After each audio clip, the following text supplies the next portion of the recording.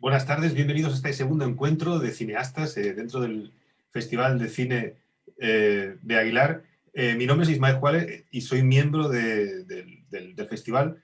En este segundo encuentro, antes de introducir a los directores que tenemos hoy, quiero recordar que las películas se pueden ver, las de sección oficial, en Filmin y el resto en FestHome. Voy a dar paso a los directores, los voy a presentar brevemente antes de hacerle unas rondas de preguntas. En primer lugar tenemos a Leticia Torres. ¿Qué tal, Leticia? ¿Cómo estás? Hola.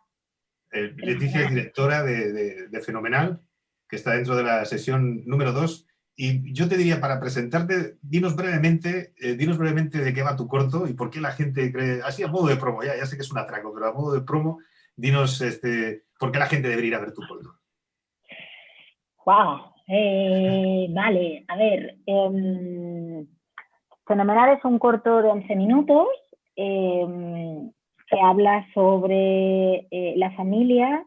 Creo que la gente tiene que, es una invitación a mirar pues las movidas de las que no se habla, lo que no se quiere hablar, lo que es incómodo, y desde un punto de vista de dos personajes que realmente no tienen ninguna gana de hablar de lo que no está fenomenal y lo que no está bien todo el tiempo, ¿no? Creo que no es un corto especialmente agradable, pero a la vez me parece que invita mucho a la ternura también, a este tipo de encuentros más torpes y más con más problema para la comunicación, pero que, bueno, y también creo que es una propuesta de un tipo de personaje femenino igual menos estándar o menos, bueno, como esta cosa de tal palo tal astilla. En este caso son un padre y una hija, ¿no? No un padre y un hijo. Y como la cosa de abrir la cabeza a lo femenino y lo masculino que no tenga que ver con los sexos. Vale, perfecto, vamos a dejarlo ahí, porque luego vamos a volver, Sí. ¿vale? Voy a introducir el siguiente, voy a presentar al siguiente, Coque Ribó, director de Matt in Spain. ¿Cómo estás, Coque? ¿Cómo estás? Hola, buenas. Te voy a hacer, bueno, básicamente, si tiene sentido que todos los directores expliquen brevemente su película, me gustaría que me explicaras de qué va tu película. Especialmente tengo interés en cómo explicarías tu película, brevemente, ya digo. Y por qué la gente tiene que ir a verla. Señor Pris, bueno, Matt in Spain es una película de animación stop motion, animación con muñequitos de 1 centímetro, escala 1,87, y es una visión muy surrealista de una España post-apocalíptica, muy gamberra y muy salvaje. Es una visión personal, por supuesto, y exclusivamente realizada para reírse, descojonarse y sobre todo para aprender a burlarnos de nuestros propios tópicos y nuestra propia sociedad española, ¿no? Ataca mucho a los tópicos españoles, a los políticos, a la Iglesia, un poquito da un repaso general a todo lo que significa esa España en la que vivimos. Un auténtico repaso, sí, señor. Vamos a pasar ahora a Fernando Pomares, el director de El Mártir. ¿Qué tal, Fernando? ¿Cómo estás? Bien, claro. Vale, ¿puedes contarnos brevemente el corto? Muy brevemente. Luego ya volvemos sobre él, pero muy brevemente. Vale, un poco difícil de explicar El Mártir. Sí, quizás. Pero bueno, trabaja el tema trabaja una experiencia muy personal de una mujer siria que desde un campo de refugiados hace una carta a dos hermanos explicando su sueño, y en el fondo es un corto que intenta hablar de la intimidad de las personas, o de que pues, hay este tema de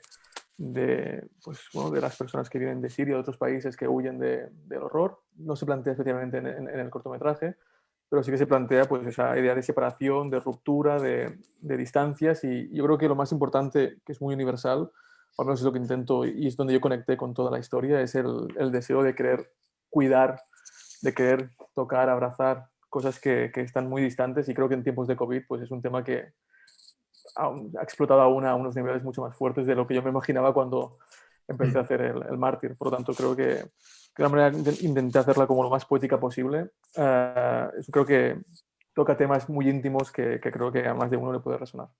Muchas gracias, Fernando. Y finalmente tenemos a Shoko Hara, directora de Just a Guy. How are you, Shoko? I'm fine. Yeah, well, first of all, if you don't mind, I'm going to explain the plot very quick, okay? And I will ask you the first question. Okay, la película de Shoko, Just a Guy, es un documental muy interesante, muy personal, porque va es una historia de amor. En realidad son unas historias de amor de unas mujeres que se enamoraron, bueno, de un personaje, de un asesino en serie, que está estando en la cárcel. Una de esas mujeres es la propia Shoko, junto a otras dos mujeres. Y es una película que se centra no en el asesino en serie, sino en esas mujeres, en sus emociones, en sus sentimientos y en esas relaciones especiales. Y además es un documental, ya digo, sobre esa historia que la realizó en animación. Entonces, bueno, voy a empezar preguntándole a Shoko cuál es la razón artística que le llevó a hacer toda esta historia, además tan dura, ya digo, insisto, es una historia de amor, pero es una historia dura en muchos sentidos. ¿Qué le llevó a hacerlo en animación? ¿Cuáles fueron las razones artísticas? Shoko, the question is, what the reason or the reasons that led you to make this documentary in animation? Ah, okay.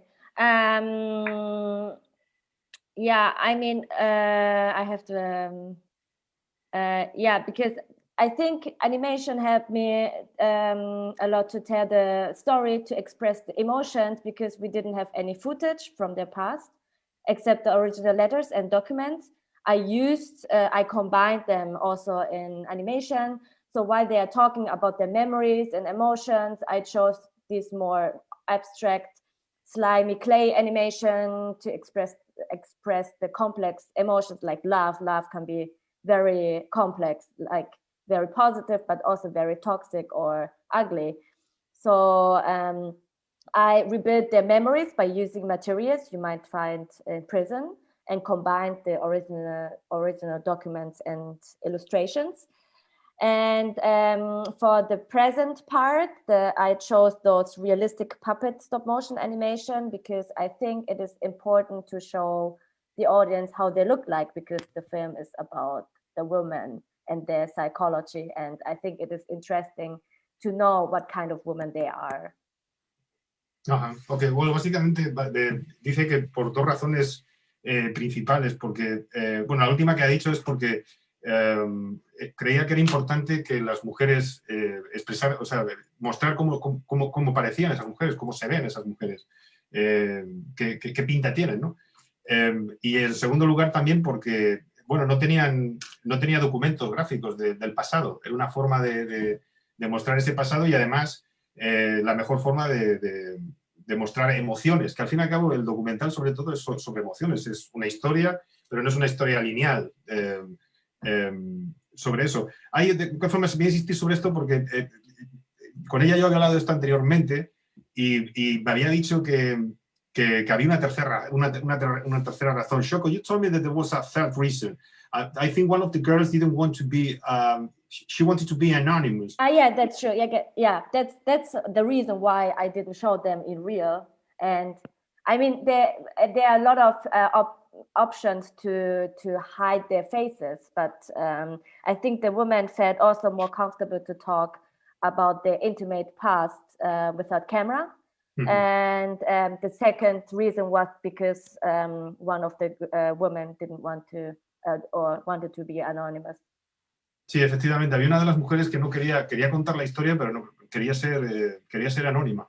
Entonces, bueno, esta fue una buena forma, pues efectivamente, de seguir mostrándola. Aparecía la voz de la mujer, pero aparecía su dibujo, vamos a decirlo así, ¿no? No aparecía ella.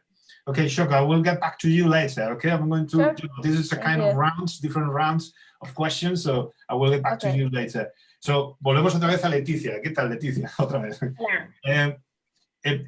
A ver, en este corto hay un trabajo muy sutil de puesta en escena, ¿no? O sea, por un lado están los actores que hacen un trabajo lleno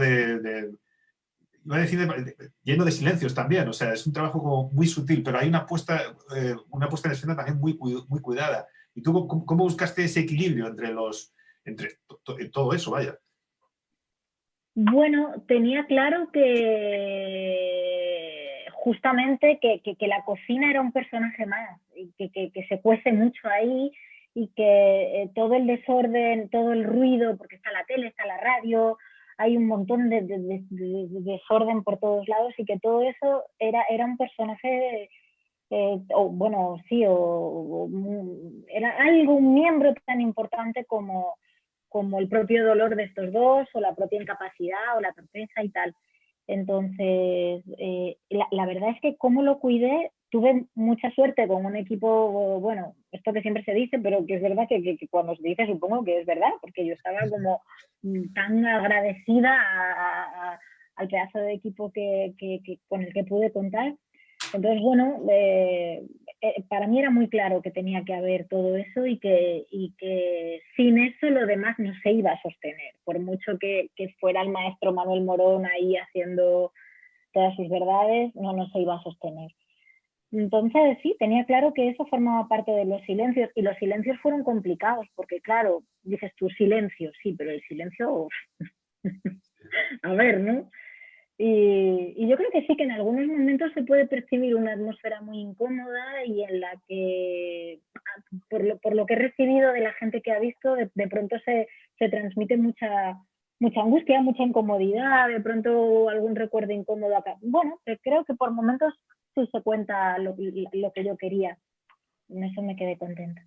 Sí, bueno, pero lo que dijiste antes, ¿no? Se transmite angustia, pero también al final también hay ternura, ¿no? Sí, hay ternura, claro. Es que bueno, porque ellos quieren, es que claro, no tienen la culpa, ¿no? Es que, a ver, ¿quién quiere? Son dos personajes que se supone están llenos de dolor y es que, a ver, la realidad es a quién le apetece estar en contacto con el dolor y con su mierda y con su angustia y con sus adicciones en este caso. Es que a nadie quiere decir, oh, sí, son años de terapia y no, o sea, el del dolor, pues cuanto más debajo del sofá esté, yo creo que, vamos, no lo sé, que no es lo más agradable de lo que hablar, ¿no?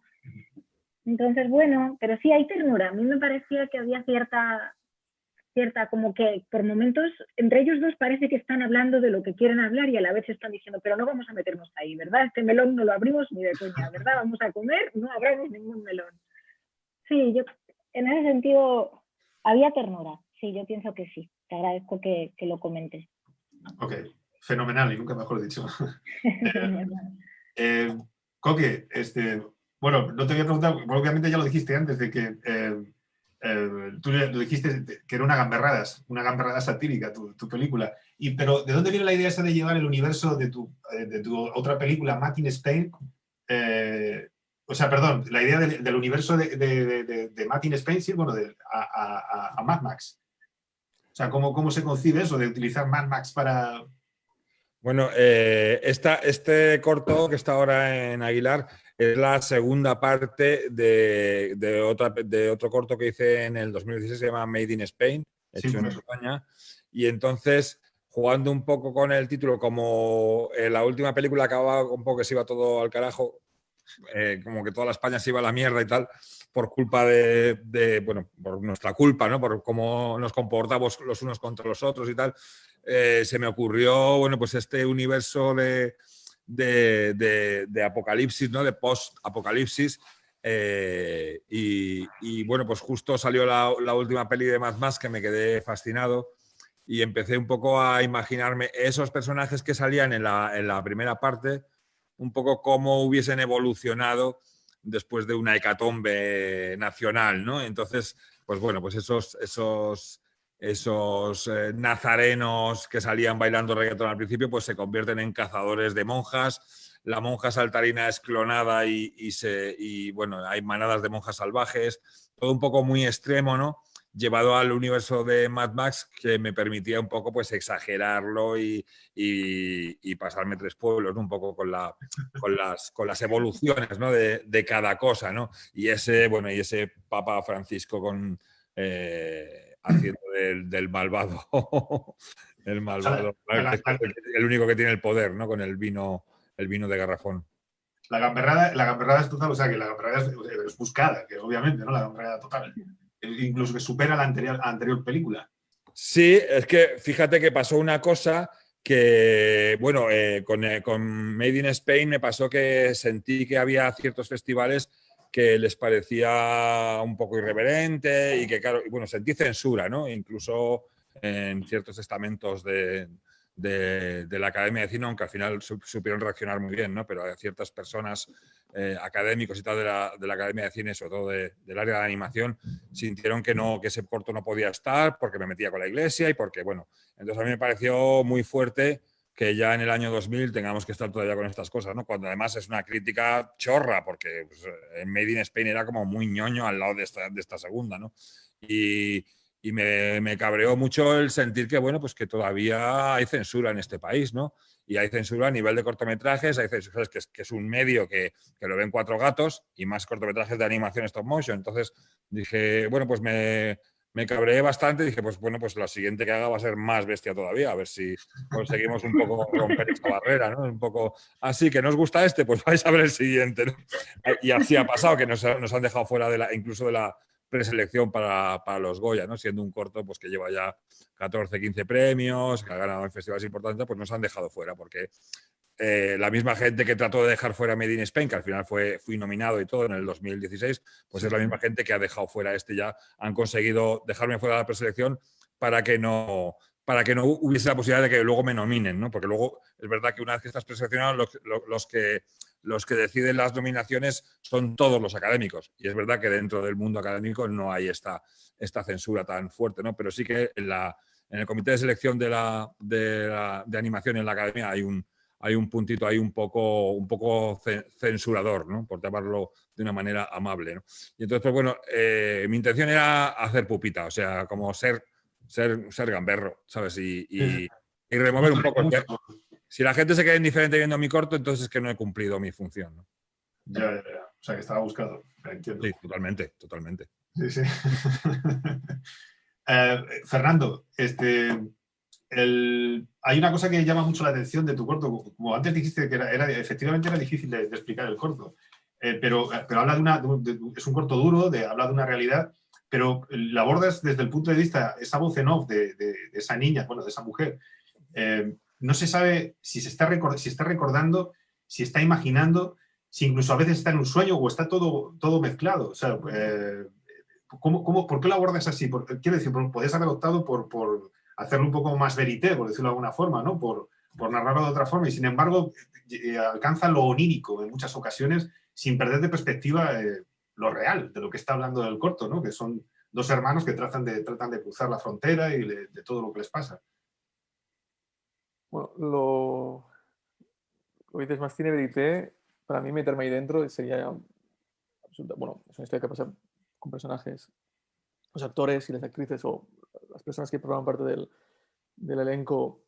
2 de ellos, sobre todo, eran sirios y los dos chicos, Amjad y Dia, y conoces sus historias y suelo intentar plantear una puesta en escena sobre eso, una iconografía o lo que sea, cruza lo inimaginable. O sea, historias absolutamente terribles donde está Daesh por en medio, donde hay muertos, donde hay amigos que te dicen que te van a decapitar, o sea, situaciones tan grotescas, tan al límite, que solo plantear algo así en cine es obsceno. Es obsceno porque el cine pues trabaja la mentira, es así. O sea, hay mucha verdad y hay mucha realidad en una imagen cinematográfica, pero a la vez hay una construcción.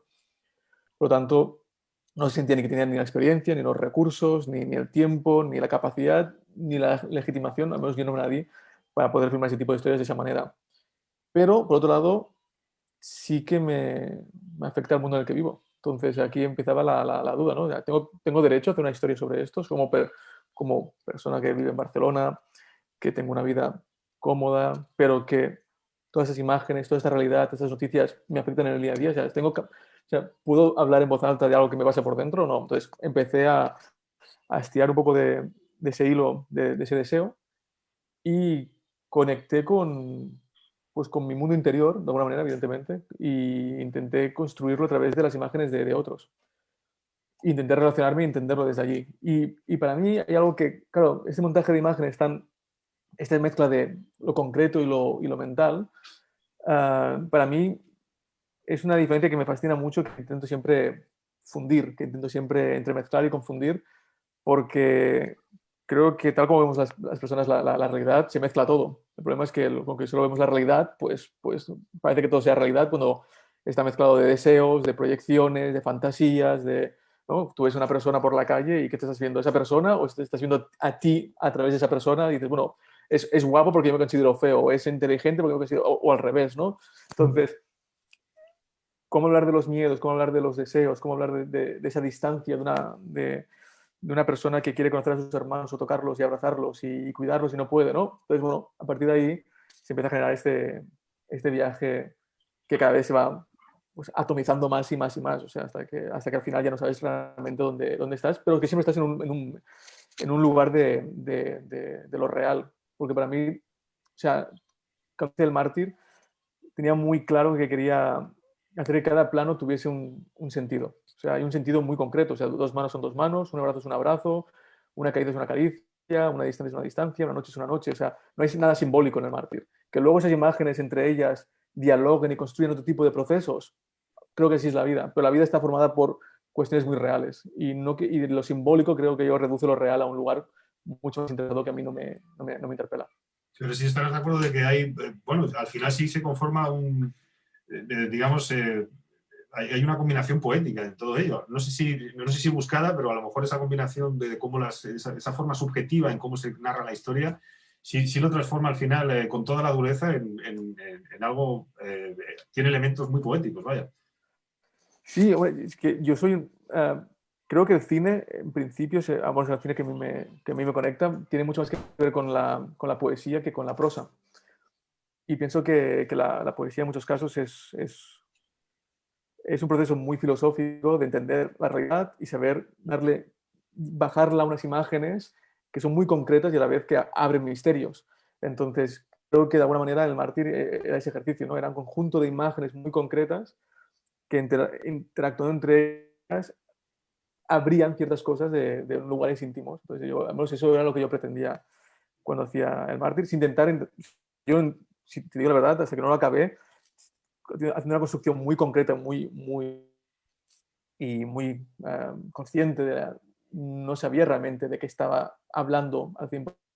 Sabía que estaba hablando de imágenes que me importaban mucho, de situaciones que me afectaban, y no hay ninguna tesis en el Mártir. O sea, el Mártir, al final, realmente intentar bajar una tesis es para mí es muy complicado. Pero sí que hay unos temas, al final, pues ver ese padre solo, cuidando una alfombra de rezo, con una niña que lo ve, y esa niña sola escribiendo una carta hacia 2 hermanos, y esos 2 hermanos, uno que está muerto y el otro está en el olvido. O sea, bueno, es un conjunto de cosas que la vida está llena de poesía.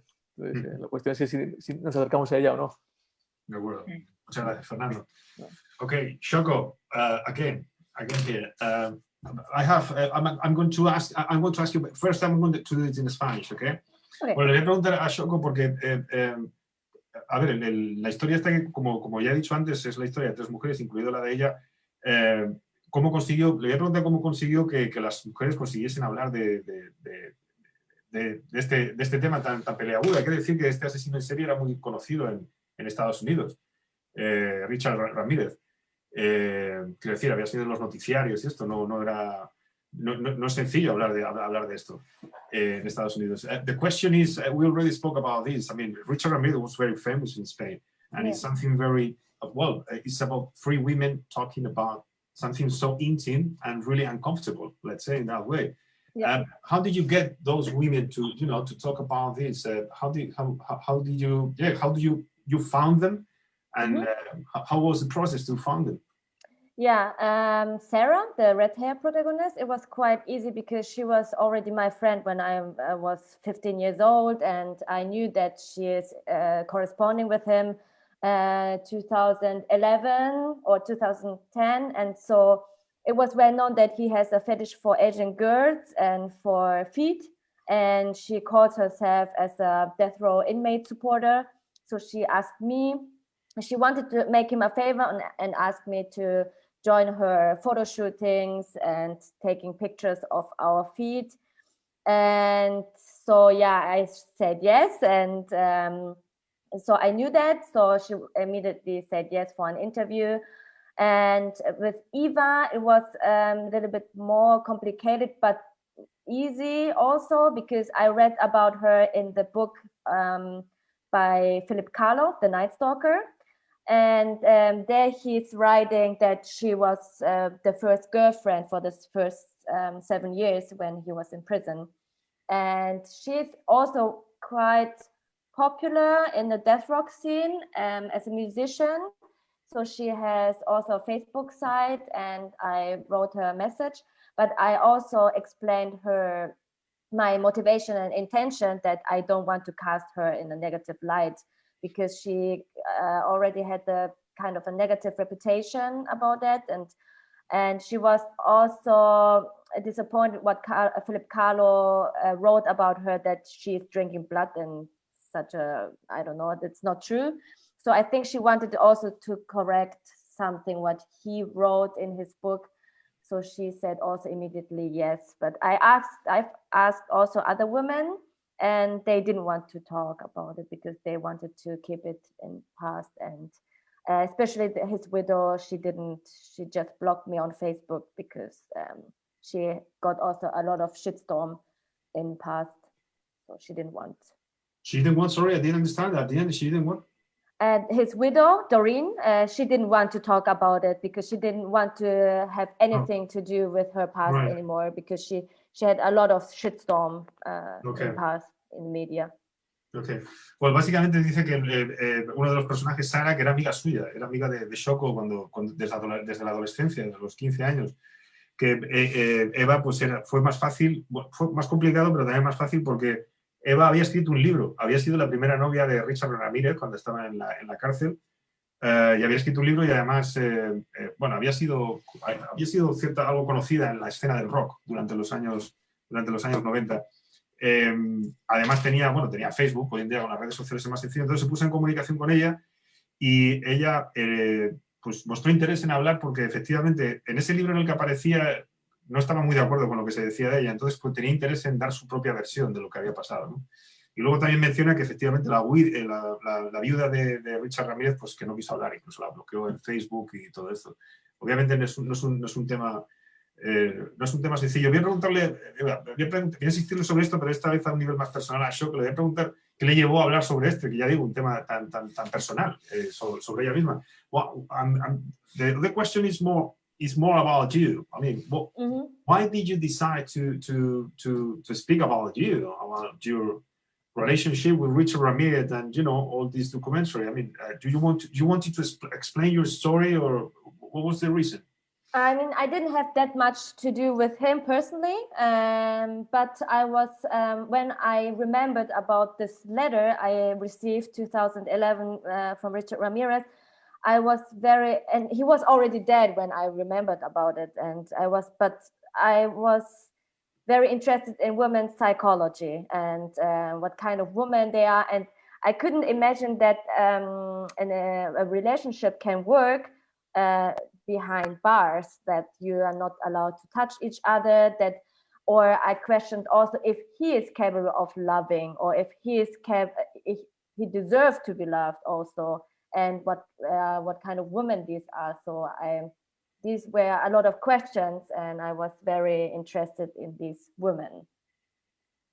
Okay. Bueno, básicamente lo que está interesada es en la psicología de las mujeres y en indagar en todas estas razones que llevan pero ella incide en que ella no tiene nada que ver en realidad con Richard Ramírez, aunque tuvo contacto con él, pero que en realidad no tenía nada que ver con él personalmente. Vamos a... Thank you, Shoko. Okay? Thank you. Leticia, este es tu tercer corto y en todos ellos, en los cortos que haces, lo familiar siempre es importante, siempre es algo... Sí. Siempre es... ¿Y qué te trae de estos temas, vamos a decir, de estas premisas o estas pautas en tus cortos? Me parece que, la verdad, me parece muy interesante mirar lo que no es tan evidente, ¿no? Y no sé si es tanto lo familiar, que sí, pero es verdad que es como el caldo de cultivo de mogollón de mierda, con perdón, y donde se generan un montón de dinámicas y de historias de las que no se habla o de las que convencionalmente estamos. Me parece que sí, que es un lugar interesante donde mirar. De todas maneras, quería decir, y que antes he olvidado, que también es un poco fenomenal, es un poco, no defensa, pero hay un poco de defensilla de las adicciones, como en el sentido, a ver, cogiendo esto con pinzas, pero como ni mirándolo como de, oh, mi vida, pobre adicto, claro, es que qué dura es la vida, ¿no? Ni como de, oh, alcohólico de mierda, sino como de, bueno, es que a ver, si uno está súper jodido, pues es que realmente se agarra a esto y un poco se te pasa un rato, ¿no? Como mirarlo desde un lugar un poco más humano, más cercano, más cómplice, más mirándose a uno mismo. Cuando tienes un mal día, lo primero que te apetece es tomarte 3 vinos y bueno, y entender como de un lugar un poco más abierto. Y en general esto con todo también, como la familia me parece un sitio lleno de humor. Y eso también me divertía mucho. En realidad, en este rodaje, aunque era dramonzote, hubo mucha risa en el set. Entonces, sí, como esta cosa de hablar con humor de lo doloroso, con humor y con amor de lo doloroso, me parece que es una manera de comunicación que creo que es la única que conozco, o una de las que donde más me encuentro cómoda. ¿Y por qué o sea, la madre que es realmente es un pivote en la historia? ¿Por qué al final la decisión de dejarla casi ausente, básicamente, aunque está ahí, vaya, pero...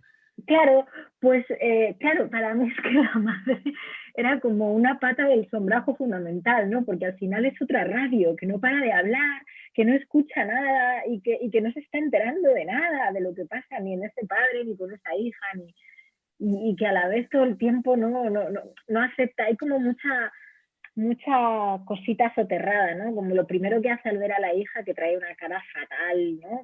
Se intuye que no viene en su mejor momento, y lo primero que hace es decirle como, hay que ver qué trabajito te cuesta ponerte algo en la cara, ¿no? Un rojo, como, píntate, como estate alegre, ¿no? Tapa, y al final es como que todo el mundo quiere que tapen. Y me parecía divertido esa especie de radio que entra y que no pregunta y solo habla.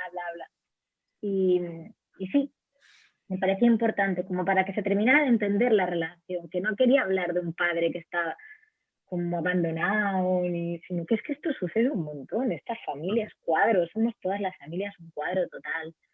No sé, un poco desde ahí. ¿No? El tema de las familias, sobre todo ahora que llega la Navidad, ¿no?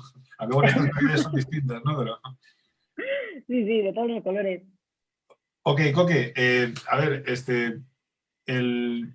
¿tú crees que ahora con el momento apocalíptico, vamos a decirlo así, que estamos viviendo, tu corto cobra otra dimensión, o incluso crees que merecería finiquitarlo con una trilogía, llevándolo más allá? Pues me tienta mucho el tema de la trilogía, la verdad, porque ya tengo el título para la tercera parte y ya tengo algo hecho del guión. No sé si me animaré porque son procesos muy largos y bueno, con este he estado 4 años para sacarlo adelante, porque el stop motion es lo que tiene, y más cuando trabajas casi solo, ¿no? Y bueno, creo que cobran mucho sentido muchas de las cosas que hay en el corto. Incluso, y esto lo digo de coña total, como todo mi corto, hay algunas hasta profecías, ¿no? Está la huida del rey emérito.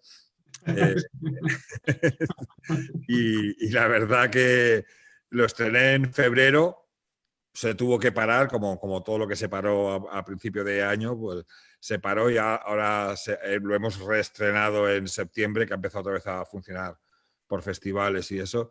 Y la verdad es que cada vez se parece un poco lo que estamos viviendo, cada vez se parece más al corto que... Por eso lo digo, porque hay cosas que sí, que tocan. Sí, bueno, en concreto te digo, y luego pues todo el tema, ahí, ¿sabes? Ahí hago alusiones al tema catalán, a distintas realidades que ahora han quedado en segundo plano, porque ya solo se habla de la pandemia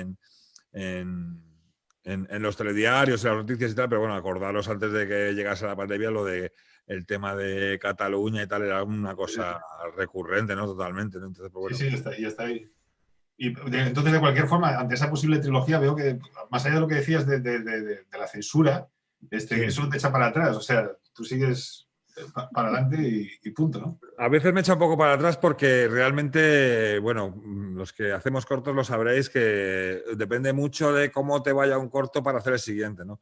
Y cuando sientes que hay censura y que, bueno, desde ciertos sitios te impide un poco avanzar, yo normalmente, en función de cómo me va un corto en cuanto a premios, festivales y tal, y la pasta un poco que consigues sacar a partir de los premios que ganas, es un poco lo que te motiva para hacer el siguiente y sobre todo para poder pagar las deudas del que has hecho, ¿no? Porque normalmente uno, yo no sé vosotros, pero yo cada vez que hago un corto me quedo con deudas durante un año o dos, ¿no? Hasta que consigo pagarlas. Y hasta ahora, con los 4 cortos que he hecho, me ha ido bastante bien. He conseguido pues pagar un poco lo que he dejado pendiente, porque para hacer un corto, en mi caso, son procesos tan largos que tienes que andar pidiendo favores. Entonces, cuando llega ya el momento de la postproducción, del sonido, de todo lo que es la parte final para cerrar el corto, ahí ya no te queda un duro. Estás ya pelado, entonces ya ahí tienes que decirle al de sonido, bueno, pues ahora en cuanto gane 2 premios te pago el sonido, al de la post por lo mismo, la distribución pues siempre estás ahí, ¿sabes? Sacando. Entonces, bueno, es complicado bueno, pues que luego sientas que el corto, por ser demasiado cañero, pueda tener censura y eso puede hacer que ciertos festivales que tienen buenos premios o incluso pues el tema de los Goya, ¿no? Es verdad que en este país si no tienes un reconocimiento en festivales importantes, pues luego hay muchos festivales pequeños que ni siquiera te miran o te seleccionan, ¿no? Entonces sí que es verdad que es importante bueno, que el corto tenga un recorrido largo para poder recuperar, para poder remontar toda la deuda que has adquirido y poder tener la energía suficiente y las ganas suficientes para hacer el siguiente, ¿no? Entonces sí que tengo muchas ganas de hacer una trilogía porque además el siguiente sería un poco ya un tema espacial y más ciencia ficción, que a mí esos temas me fascinan. Pero bueno, está por ver. De momento a ver cómo va si consigo un poco, pues lo que decía hace un momento, remontar y pagar todo lo que debo todavía, que se ha quedado pendiente con este corto. Y en ese caso, pues seguramente me lance a hacer esa trilogía y también por cerrar un poco el ciclo con esta técnica, con este tipo de muñecos y tal, ¿no? Pues esperemos que llegue, ¿vale? Yo estaré impaciente por verla. Vamos a ver. Bueno, Fernando, debía hacer, esta ya es la última ronda, en cualquier caso, es la última pregunta. Tú, viendo tu filmografía, se encuentra animación, se encuentra documental, se encuentra ficción. Bueno, básicamente te hago 2 preguntas. Primero, por un lado, si te sientes cómodo en todas, imagino que sí, te sientes cómodo en todo lo que haces. Y por otro lado, ¿cómo afrontas, digamos, los distintos géneros? Quiero decir, de repente llegas o imaginas una historia y dices, ¿qué género le toca a esta historia? ¿O decides hacer un género determinado y buscas una historia? O a lo mejor hay otra forma de afrontarlo, no lo sé. Bueno, me siento cómodo en ellos y me siento muy incómodo en todos también. Es decir, el mártir lo hago por un bloqueo creativo muy fuerte y decido hacer un corto trabajando mucho el inconsciente, por decirlo de una forma, y relacionándome con él y dando espacio a muchos lugares íntimos que no... Y dando que quiere decir filmar live action, los que trabajamos en animación como Koke o Shoko. Hablamos del cine de ficción como live action, no como ficción o documental, sino es de live action y animación. Entonces el cine de acción real, pues bueno, para mí, que implica hacer un plano, pues tiene un valor muy importante. El cine de animación tiene una naturaleza compartida con el cine de live action, pero también a la vez muy diferente. Entonces, cada uno te permite cosas muy distintas. Y cada proyecto pues también va en qué momento de la vida estás o qué oportunidad tienes. O sea, yo cuando hice Morning Cowboy, ya eran unos años, que tuve problemas similares a los que tuvo Koke para los Goya, que eso ya fue también motivos similares, lo dejamos así, que todo el mundo que sabe esas historias sabe los motivos similares cuáles son. Pero cuando hago Morning Cowboy es porque, bueno, me gusta, como con mi hermana tenemos un universo también común, desarrollamos un proyecto, un estilo, y viene solo. O sea, es como imaginarte una historia de una manera o de otra. Entonces, depende del momento de la vida. Eso sí que es así. Y después, por ejemplo, de hacer La muerte en Alcarria, que la hice ya hace muchos años, que fue una película también de liberación, de sentirme libre, que mezclaba el híbrido, ficción, realidad y una planificación muy relajada pero cada vez con una estructura muy concreta. Luego quise hacer algo muy, muy construido. Y luego de hacer algo muy construido, pues me apetecía quizá volver a soltarme un poco y ¿no? Ahora estoy trabajando mucho en animación en 3D, en un proyecto de largometraje, por ejemplo, y es un proceso también 100% de cine comercial, como puede ser una planificación 100% hollywoodiense, ¿no? Entonces, claro, trabajar un engranaje narrativo de esa manera es un caramelo, pero implica unas exigencias y una puesta en escena más de autor. Por ejemplo, en el cortometraje hay unas limitaciones que es mi dinero más lo que pueda rascar de la ICA o del ICEC y por aquí y por allá, que no suele ser mucho para hacer un proyecto con ciertas ínfulas de grandeza. Por tanto, pienso, vale, pues tengo que hacer un proyecto con planos fijos, donde tenga un control de la luz, donde el movimiento de los actores me permita trabajar pocas cosas pero muchas emociones, pues eso ya de base genera unas limitaciones muy concretas que, pues quizá yéndote a un estilo de una mirada más particular, hay un margen poético que genera unas emociones. En cine comercial te hace falta ese engranaje donde la iluminación, la música, los diálogos, el montaje, la puesta en escena, momentos de cámara. Claro, en animación 3D me lo puedo imaginar porque tengo los medios para hacerlo. Con actores, pues La muerte en Alcarria, pues eran un plano, cámara en mano, un barbecho enorme y dos personas con un carisma desbordante, ¿no? Bueno, cada proyecto te permite unas cosas y otras, pero al final creo que todos, con que la fuente donde creamos es la misma, le daremos una forma a otra, pero el material, o sea, el material de base es similar. Entonces vamos haciéndonos mayores, vamos creciendo y las inquietudes varían. Gracias. Okay, Shoko, this is the last question. Well, basically, we're running out, but I want to ask you a question about Richard Ramirez. Can you tell me how or why he was so attractive? Why you found him so fascinating, even because he was a serial killer. He was a rapist. Can you try to explain why he was so attracted to women? Yeah, I think first of all, he really looked like a rock star back then. In the 80s and 90s, this was very popular, this heavy metal and rock thing. And also, I think the mass media did it. They pushed him. And so they always showed him from a very bad guy side. Like, he acted like he is a Satanist. He is a very dangerous Satanist because he also put this pentagram on his hand, and he was trying to shock and behave like he's an evil. And I think dangerous thing is always attractive to people because so this is why we also watch horror movies or thriller movies because it cannot happen to you because it's fiction. And also the mass murderer or serial killer, they are already behind bars, so it cannot happen, and it cannot happen anything to you because he's safe behind bars, right?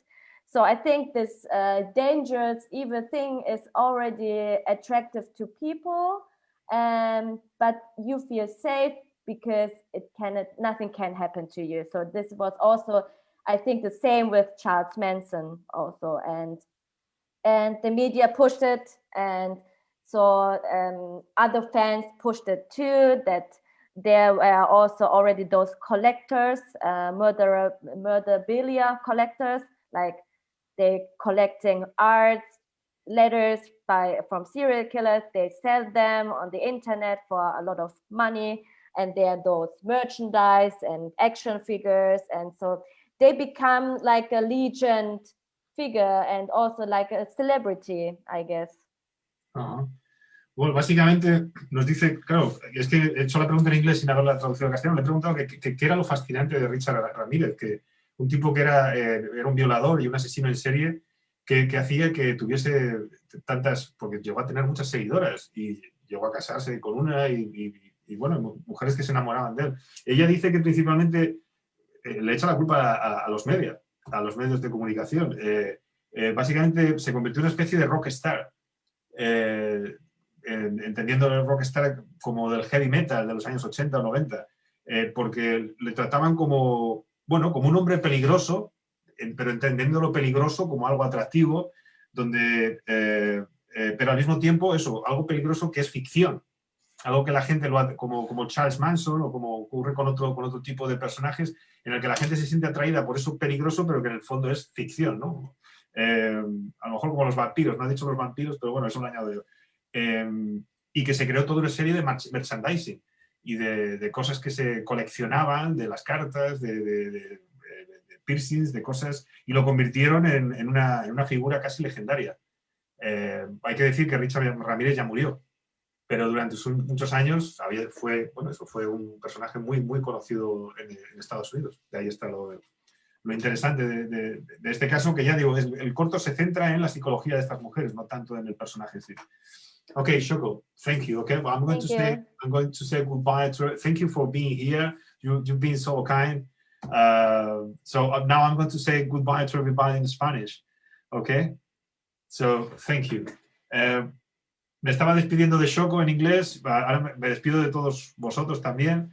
Gracias por haber estado aquí. El equipo de redes sociales me dijo que lo ideal era estarse 30 minutos. Y bueno, hemos estado 45. La cosa se ha extendido al final. Pero en cualquier caso ha sido muy interesante. Muchas gracias de verdad por haber estado aquí. Coque, Leticia, Fernando, Shoko. Yo, antes de despedirme, sí quiero decir una cosa. Ayer cometí un error al hablar. La persona que se encarga de que estemos aquí hablando todos los días es Leticia, que además es uno de los pilares básicos del festival. Y yo, por alguna razón que se me fue, y la llamé Patricia. No solamente una vez, sino 3 veces. Entonces le dije, no te preocupes, que mañana te voy a pedir disculpas públicamente. Así que pido disculpas a Leticia por haberla llamado Patricia 3 veces. Dicho esto, insisto, las películas hay que verlas en Filmin, las de sección oficial, el resto de las secciones en Fest Home.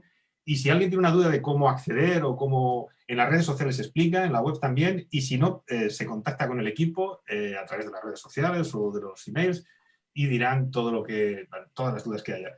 Por lo demás, mañana a la 1 nos vamos a ver aquí con otros directores de la sesión número 3 y no me queda más que despedirme. Así que buenas tardes. Gracias. Gracias. Adiós. Bye bye. Thank you. Bye.